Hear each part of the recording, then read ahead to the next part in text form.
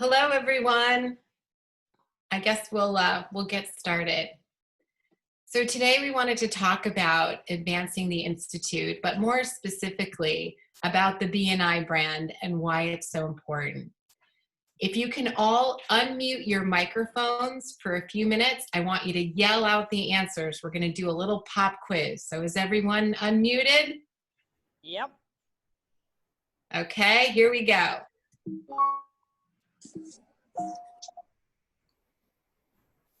We're going to take a little logo quiz. I'm going to put some logos up here, and I want you just to shout out the answers. Facebook. Apple. Volkswagen. Pepsi. YouTube.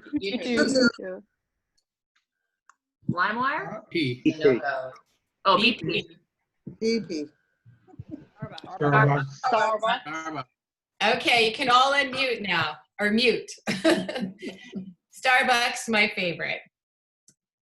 So the reason why this is so important is because it spells out basically how a logo can not only show visibility, but also identifies the company really easily.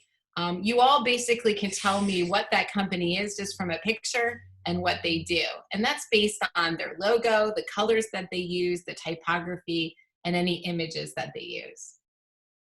Well, in 2018, as all of you know, we undertook a huge effort to rebrand the Institute. Just to step back a little bit in history. So the Institute's name originally was the Winifred Masterson Burke Medical Research Institute. Then it was shortened to the Burke Medical Research Institute. And in 2018, we renamed it. We went through an extensive rebranding process, and this is what the result was.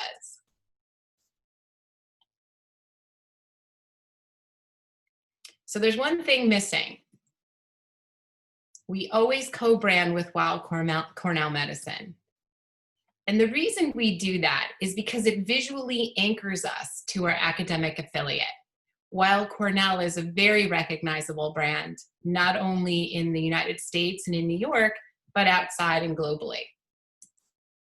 And as you can see through the materials that we've created over the last year and a half, we stick to very strict guidelines about how we brand. So when you're looking at the collection, everything looks and feels the same, so you can tell that it's all coming from our organization. The next part of the branding process was to create the vision, the mission, the value statements, and really make sure everything was cohesive with our new brand. The way that we developed this messaging was to think about who are our audiences. And first and foremost, on this list, you can see that we consider our transformational donors and our prospective donors. We consider, obviously, the patients that we're trying to recruit. We think about our community members, making sure they all know that we're here for them, and also our partners. And that would include any faculty members that we're going to be recruiting, or any businesses we decide to partner with, or academic institutions. And this is very interesting. During this messaging process, the company that we hired, called Big Duck, they're located in Brooklyn, New York. They were such a pleasure to work with. And we also formed a team inside Burke with board members, faculty members, admin members to really see this process through. Took us about 9 months. When the company Big Duck got started into trying to figure out how to tease apart what the Institute is and how we can describe it, they did an external survey. And these are 4 of the personality traits or adjectives that they have got from doing those external summaries. And basically, we are described as visionary, big-hearted, brilliant, and relentless. This is the most important part, too, I think, about our messaging is we're able to very concisely talk about who and what we are. And just as an aside, I've been working with the council and next the board to really make sure everybody has this down. But we are a research institute dedicated to finding cures for chronic neurological disabilities. We transform groundbreaking research into clinical treatments so that people can see, walk, and talk again. The messaging then gets a little bit more detailed, and it breaks itself down into the need, so the longing for hope, the impact, the renewal of hope, the approach, the science behind the hope, and the last part is how we can invite those stakeholders to work with us. So those could be donors or faculty recruits. We've put it all together in a concise piece that we put together when we disseminate the information about the Institute in either a welcome packet or a press packet. This is one of the most important pieces that anchors all the rest of the information. So when we were deciding, when we started the process and we took a look at the name of the Institute, we were trying to really make sure that it not only gave acknowledgement to the donor who donated the endowment, but also was able, also gives a nod to the campus. So that would be the Burkes. And also, instead of Medical Research Institute, we wanted to really narrow it in and focus on the fact that we study neurological impairments. So by changing that part of our name, we really could focus in on the research that we're doing. It makes our name very crystal clear. So our name and our tagline are at the core of our brand, obviously, and they create the first impression of who we are. So it's really important for us to remember to use them consistently and appropriately in writing and speaking. And the number one mistake I think I hear when I hear people talking about us is that Burke Neurological Institute, it's a mouthful. And after you refer to us with our proper name the first time, the second time we may want to shorten that to BNI, as long as we've defined it, or the Institute. When we use Burke alone, it's very confusing to our donors and to the outside community. We are co-located on the Burke campus and with the Burke Rehabilitation Hospital. But as you can see, if we refer to ourselves just as Burke alone, it can be very confusing. So to roll all of this information out and to make it very easy for everyone at the Institute and also outside of the Institute to use, we've included a brand toolkit that takes all of those, the colors, the font, the visual cues, and the messaging, and it puts it all in one place. So if you were to click on our website, this is the first page, and you'll see the brand toolkit right here. When you click on that and open it up, it contains all of the tools that we at the Institute need and use in order to communicate. There are templates for letterhead and envelopes, for business cards, PowerPoints, all sorts of academic posters, PowerPoint presentations, and our email signature. Something as easy and simple as that, if we're all looking the same way, it just really appears to the outside world very clean and crisp, and there's no confusion as to where we're writing from or writing to. There's also a place where you can find screen logos and print logos. You can download the fonts. We use a special font with our logo and our writing. And also we've included the guides to Weill Cornell, their visual identity guides, and also their logos. So it's really easy if you need to create your own co-branding that's not already there, it's easy enough to do. Also, we've included our photo release form. So the reason and the strategy behind the nonprofit communications that we engage in is to really create sustained mind share and engagement to advance the mission. Mind share is the level of awareness. In the beginning of my presentation, we did that quick little quiz where you all had almost instantaneous, you were able to recognize those symbols. So that's what we'd like to create for BNI. So it's understanding, it's creating that instant visibility and understanding the organization. Also, the engagement part is to allow people to take action that advance the mission. So in that case, it could be potentially a donor or a faculty recruit or patient. So the outcomes, if you have proper engagement, the right people know and remember who we are and they connect with us and they take meaningful action. And also the most important thing is the Burke Neurological Institute's voice. Our voice is clear, credible, compelling, and consistent on all points of contact. These are just a few examples of the engagement tools that we've created over time, and I'll just go through some of them with you. The first one is our website.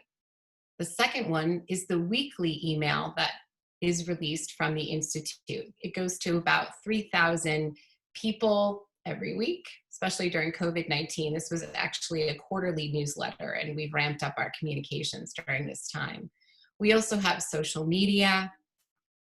We create special printed materials for our special events like the McDowell Symposium and our retreat.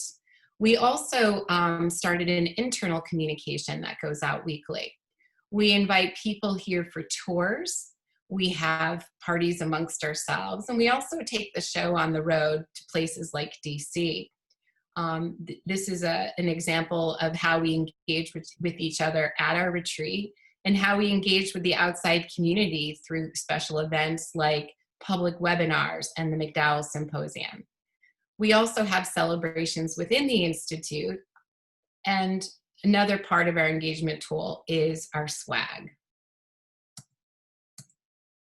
So again, we utilize our website, our external and internal email blasts. We use social media. We do monthly public webinars and special events like the McDowell Symposium. And internally, again, we have the internal emails. We have happy hours. We have a yearly retreat. We promote contests within the Institute, and we also have celebrations, promotions, holiday parties, etc. So recently, one of our engagement tools has resulted in the recruitment of a special body of volunteers, not to be confused with the board of directors, which is a governing body. This is simply an advisory board. This advisory board consists of members that are visionary, successful leaders that are dedicated to advance the mission of the Burke Neurological Institute. And their primary role is to increase the Institute's philanthropic resources by helping to build awareness and recruit new council members. How this strategy really works is by them opening up their networks to us and introducing us to their friends and coworkers. A requirement to be on the council is to be willing to open the door to their networks, which includes both large foundations and transformational donors. And the way we define transformational donors at the Institute is somebody who can make a $1 million+ gift. These are the pictures of the council members. I think a lot of you have seen them coming in and out for tours, and thanks to the wonderful spirit at Burke Neurological Institute, every single member who, prior to them being members, who have come through the doors of the Institute have fallen in love with the work that we do and the people that work there. So it's very easy for me to do my job and recruit them all thanks to you. Each one of these folks is a leader in their world, in their industry. We have everything from NASDAQ to large, very famous foundations. We represent many different Fortune 500 companies as well. So I guess the question is, now that we've lined up our council to help introduce us to those transformational donors. What can the Institute do with a transformational gift? And this is kind of the fun part. We can really transform the Institute. Here's a photo or a rendering from and the next tool. After our branding and our messaging, we are now focused our energies on what's called the case for support. This is a tool that we use to talk about who we are, what we do, and our vision for the future. And we invite donors to participate and to take part. This tool is being developed currently. That's why I put out an ask for everyone's scientific photos, because it's 99.9% done. We just need to add that one piece. But as you can see from this little sneak peek that I'm giving you, it really allows the reader, potential donor, to imagine what Burke Neurological Institute can be with a transformational gift. Here's a rendering of the inside. Again, it's not fully fleshed out, but that's okay, because our idea is to just create that vision. What can the Institute be? We can obviously expand on the footprint, expand on the amount of faculty we have. It just really leaves us limitless. I also think that this rendering really shows us how the Institute operates, meaning that we all work together, that you have patients mingling with scientists and scientists mingling with our clinical staff. Everybody's working together to solve the problem of neurological impairments. I'm going to give you now the opening to the case for support. What would you do if you could no longer see, remember, or control your body? Wait. Today, that's often the only option for the millions of people who suffer from more than 600 chronic disabilities of the nervous system, including spinal cord injuries, traumatic brain injuries, stroke, multiple sclerosis, Parkinson's, and Alzheimer's. Sadly, treatments for chronic neurological disabilities haven't been fully realized, even after decades of research. Patients who have recovered some but not all abilities are often told nothing else can be done, but with your support, something can. And what this does is it sets the story, sets the stage for us to say who and what we are and what we're doing. So as the next part of the branding process, let me just recap. So we've done our logo, we've done our tagline, we've done our messaging, we've done our engagement, we've designed all of our engagement tools. And now when somebody pulls up on the campus, it's really hard for them to identify where we're located and who we are and who we're affiliated with. So again, another team was formed to vet a few different signage companies, and we came up with one that I think everyone agreed was perfect to solve some of the challenges that we have. We've hired a firm called 212, and they were supposed to start in March, but unfortunately with the pandemic, we've had to push that timeline back a little bit. So after working with them and getting to know them a little bit, they really understood the challenges that we faced as an institute located on the Burke campus, co-located with Burke Rehabilitation Hospital. These are some of the projects that 212, the company we've hired, has worked on. And I think this slide points out both what they're capable of and also the high level of folks that they've worked with. So at Massachusetts General, they've done the external signage. At Weill Cornell, next picture over, they've done the internal, what they call wayfinding. At Johns Hopkins Hospital, they've done the external signage. And this is a photo from the Belfer Research Tower, which is located right off of York Avenue. They really understood the opportunity to work with us, and they understood the challenge of distinguishing the Institute from the hospital in light of the shared name and campus. And they really felt that distinctive signage will differentiate the two organizations while enhancing the Institute's branding and name recognition. Another tier of all of this engagement is swag, and we've been fortunate enough to be able to engage in a program that really helps disseminate the swag that we've had designed. So a lot of you will remember from one of our retreats, we did a long sleeve t-shirt that had both the Burke logo on the back and the Weill Cornell logo on the front and our tagline along the side. We also have and give away the Weill Cornell, the Burke Neurological Institute fleeces that are co-branded with Weill Cornell. And we started a program last year where all of the seminar speakers that normally speak on Tuesdays, that we invite from all over the world, we actually give them one of these fleeces. So when they return to their own homes and to their places of work, they can help us spread the good word about the Institute. We also have mugs. And a new addition to the swag line is BNI branded masks. In the beginning of the pandemic, we had the conversations with both Raj and our finance team to talk about the usefulness, but the opportunity to be able to create a little bit more visibility during a time when we're all supposed to be wearing masks.